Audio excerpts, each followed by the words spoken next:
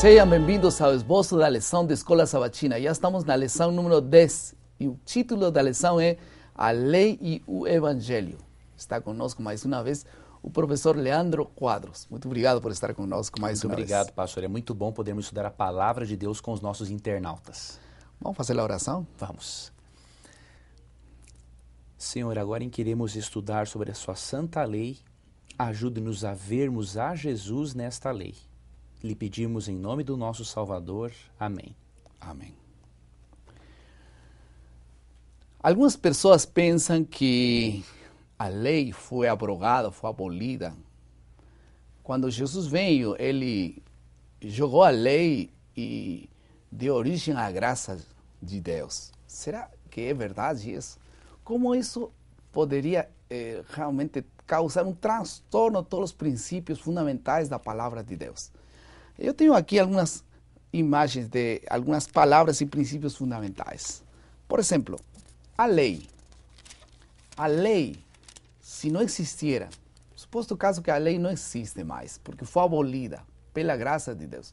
Então vamos supor que a lei não existe mais. O que aconteceria? Vejam vocês. Vamos jogar a lei. Não existe mais. Eu pergunto, existiria o pecado ou não existiria o pecado? O que diz a Bíblia em relação a isso? Está em 1 João 3,4, diz o pecado é a infração da lei, né? Exatamente. E se não há lei, não há pecado, não é verdade? Pecado. Então, o pecado não existe tampouco, logicamente. Se não existe o pecado, a pergunta é, existe a morte? Porque a Bíblia fala de que o salário do pecado, que coisa é? É a morte. Então, a morte não existiria, porque não existe o pecado, então tampouco não existe a morte. Então, para que veio Jesus a esta terra? Para quê? Para libertar-nos do pecado e da morte. Ele veio para dar-nos vida, mas se não tem morte e não tem pecado, Jesus também não teria muito sentido estar conosco. E agora então, sua graça redentora, não teria sentido tampouco. E o perdão de quê? Dos pecados. Não existiria nada.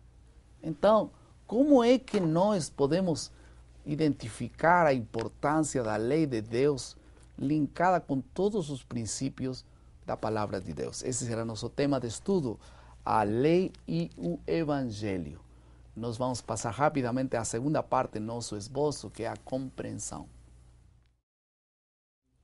O foco da lição desta semana é estudarmos a natureza da lei, sua finalidade e sua relação às boas novas da graça salvadora de Jesus. Esse será o foco da lição desta semana. Nós escolhemos apenas duas partes para desenvolver na compreensão. A primeira parte tem que ver a lei e a graça, e a segunda parte, a graça e a lei, porque estão interconectadas, né? Exatamente. E então, por que isso? Porque, por exemplo, Vladimir Polanco, que é um escritor, é um comentarista da lição, disse que o Sinaí, é assim? Sinai. O Sinai, o Sinai, né? O monte é considerado o monte da graça. E também o Gólgota, que é outro monte, é considerado o monte da lei. Então, estão interactuados. Então, a lei e a graça. Como é que a graça estava manifestada no Antigo Testamento? Porque algumas pessoas acham que no Antigo Testamento se manifestou a dureza, a um Deus duro e um Deus que está pronto para castigar. E no Novo Testamento chega um Deus bonzinho, que cheio de graça, de bondade. Será certo isso? Sabe, pastor, muitas pessoas confundem a maneira de Deus se comunicar com a maneira de ele aplicar os seus princípios. Por exemplo, aquela teoria de que no Antigo Testamento a salvação era pela lei e no Novo é pela graça é uma teoria absurda e antibíblica, porque Apocalipse 13:8 afirma que Cristo é o Cordeiro de Deus que foi morto antes da fundação do mundo. Ou seja, só um plano de salvação. Davi, mesmo escrevendo o Salmo 119 e exaltando a lei, no Salmo 27:1, ele coloca a graça de Deus e não a lei como meio de salvação. Ele diz assim, o Senhor é a minha luz e a minha salvação. De quem terei medo? O Senhor é a fortaleza da minha vida. A quem temerei? Então esse texto prova claramente que sempre houve um plano de salvação. A salvação por meio de Deus, por meio da graça de Deus. E nós confirmamos isso em Éxodo capítulo 6, verso 6. Só a graça do Senhor podia fazer que Israel deixasse de ser uma nação de escravos para ser uma nação santa, um reino de sacerdotes. Israel foi redimido pela grande justiça de Deus, diz aquele salmo. Não foi um povo que ganhou a salvação, o resgate do Egito.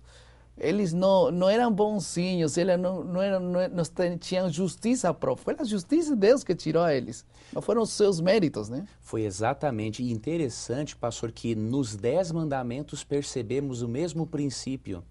Aqui em Êxodo capítulo 20, verso 2, Deus falou assim, antes de dar os mandamentos, ele falou, eu sou o Senhor teu Deus, que te tirei da terra do Egito, da casa da servidão. Veja, isso aqui é a graça. O Antigo Testamento não ensina salvação pela lei. Deus primeiro mostra a sua graça, ele mostra que ele liberta do pecado. E depois Deus dá normas para que a pessoa liberta do pecado tenha um estilo de vida de uma pessoa salva pela graça. E aí depois vem os mandamentos.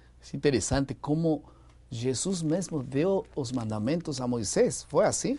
Pastor, foi assim. Tem um texto em Isaías 33, 22, que nos mostra que Jesus é o legislador da lei. Por quê? A lei é um reflexo do caráter puro de Jesus.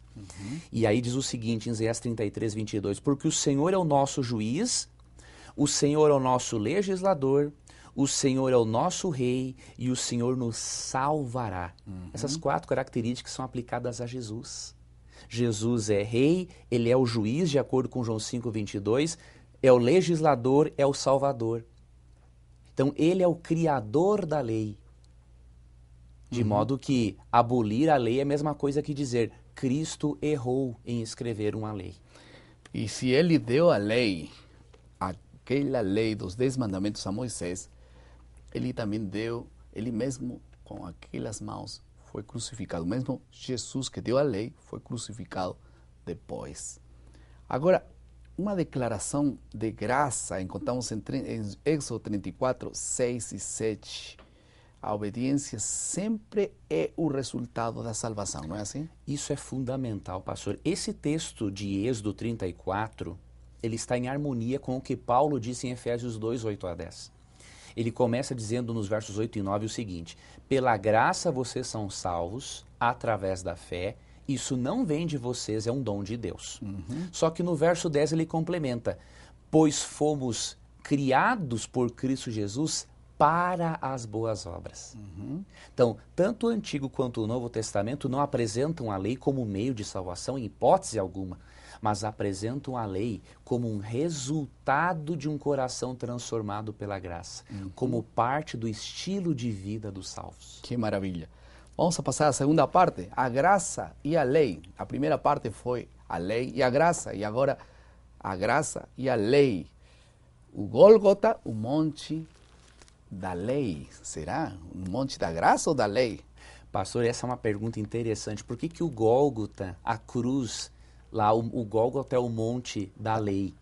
Pelo seguinte, Cristo veio exatamente pagar pela dívida que nós tínhamos para com a lei de Deus. Quando Cristo foi crucificado, ele estava sendo castigado pela desobediência humana. E ao ele sofrer esse castigo, ele pôde disponibilizar a sua graça a todo aquele que o aceita pela fé. Tem até uma nota de rodapé de uma Bíblia de estudo evangélica, a Bíblia de estudo Plenitude, que ao comentar Romanos 3,31, onde Paulo diz assim, anulamos a lei pela fé de maneira nenhuma, confirmamos a lei. Essa Bíblia de estudo, o pastor afirma o seguinte, que as leis morais de Deus não são abolidas pelo Evangelho de Cristo, pelo contrário, a morte de Cristo na cruz, para pagar a nossa desobediência pelos princípios morais, mostra que a lei moral de Deus é eterna. E vejam vocês, alguns afirmam que a lei foi imperfeita porque precisou ser abolida para ser substituída pela graça de Deus. É assim, a lei é imperfeita. Pois olha, pastor, as pessoas confundem a imperfeição humana com a perfeição divina. Na verdade, a lei, de acordo com Isaías 33, 22, foi dada por Deus. E o Salmo 19, 7 diz o seguinte: a lei do Senhor é perfeita e restaura a alma. O testemunho do Senhor é fiel e dá sabedoria aos simples. Então a ideia de que a lei é imperfeita é antibíblica. Quem é imperfeito é o ser humano. E o ser humano, por ser imperfeito, ele precisa da graça de Jesus para ele ser salvo. Pode algo perfeito ser anulado? É impossível, tanto que Jesus falou em Mateus 5,17 o seguinte: não pensem que vim revogar a lei ou os profetas vim cumprir. Agora, já que a lei é perfeita, nós somos imperfeitos. A pergunta é como pessoas imperfeitas podem cumprir uma lei perfeita? Essa é uma pergunta interessantíssima.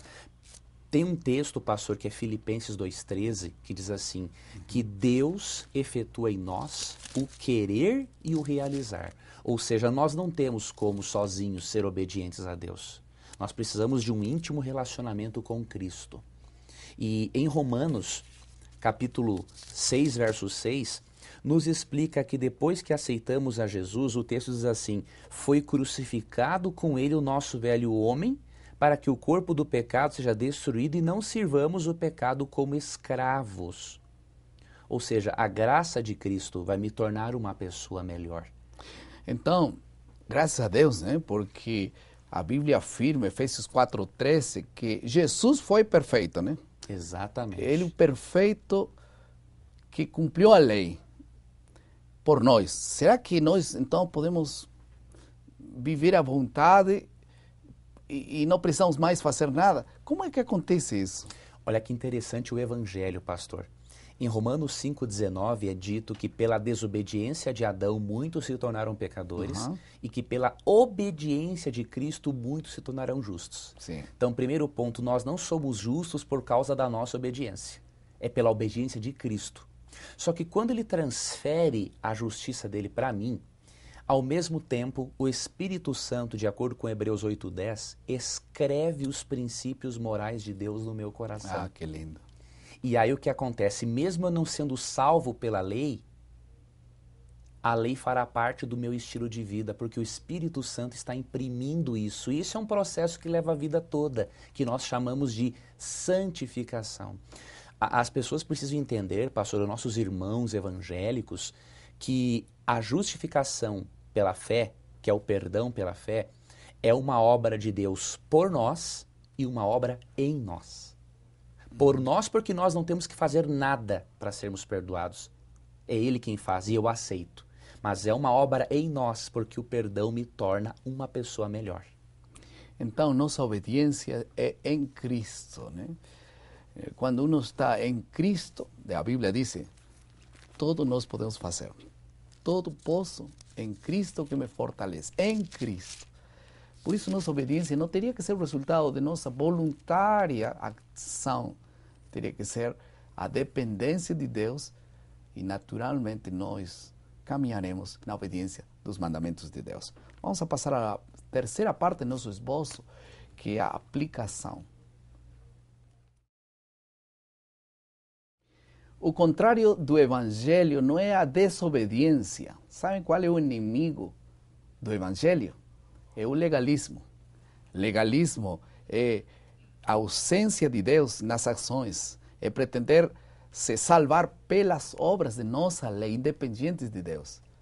O que o diabo quer é que nós possamos obedecer sem Deus. Nós podemos ser muito bons por fora, por dentro não há nenhuma motivação. Por isso a Bíblia diz que Deus produz em nós o querer como o fazer por sua boa vontade.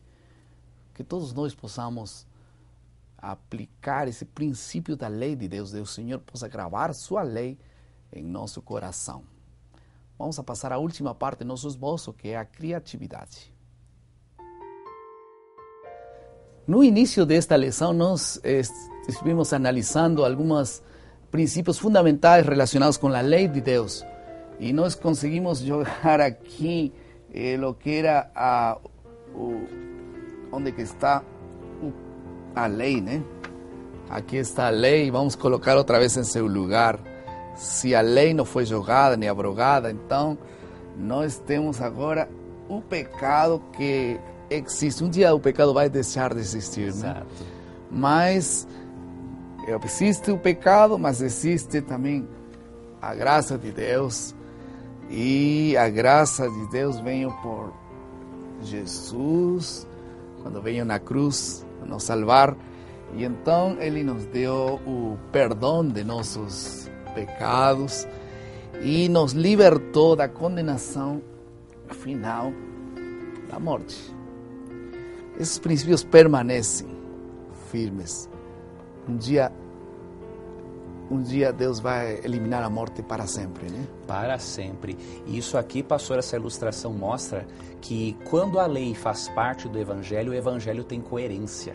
Se não existe lei, não existe pecado, não existe motivo de termos um Salvador, não existe uma graça para me perdoar pela transgressão. Então a lei no seu devido lugar, não como um meio de salvação, mas a lei no seu devido lugar, ela dá coerência a todo o plano de salvação, a todo o Evangelho. Vamos orar para que Deus possa colocar a lei em nosso coração. Não o legalismo. O legalismo é a ausência de Deus em nossas ações.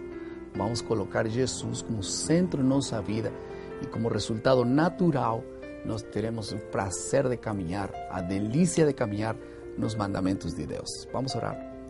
Querido Pai, muito obrigado por Tua palavra e que o Senhor possa gravar Sua lei em nossos corações. Nós caminhemos com prazer em Teus caminhos, obedecendo Teus mandatos. No nome de Jesus. Amém, Senhor. Amém.